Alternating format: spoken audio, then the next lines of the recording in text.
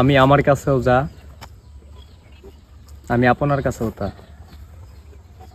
আমার মাঝে কোনো ভিন্নতা নেই, কারণ আমি গ্রামের একজন মধ্যবিত্ত পরিবারের সন্তান। অহংকার জিনিসটা আমি কখনোই পছন্দ করি না।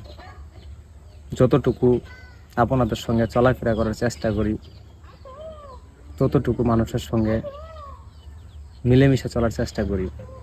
কারণ ক্ষণিকের দুনিয়ায় এত বাহাদুরি করার কোনোই মূল্য নাই। কারণ আপনি আজকে দুনিয়ায় আছেন, কালকে নাও থাকতে পারেন। দোয়া করি আল্লাহ তাআলা যেন সুস্থতার সহিত সবাইকে ভালো রাখে। দুনিয়াতে যতদিনই বেঁচে থাকবেন, আপনার সৃষ্টির স্রষ্টা যিনি, তাহার ইবাদত করবেন। যদি পারেন মানুষের ভালো কিছুর ক্ষেত্রে উপকারে আইসেন, কখনো অপকার করেন না। আল্লাহ হাফেজ।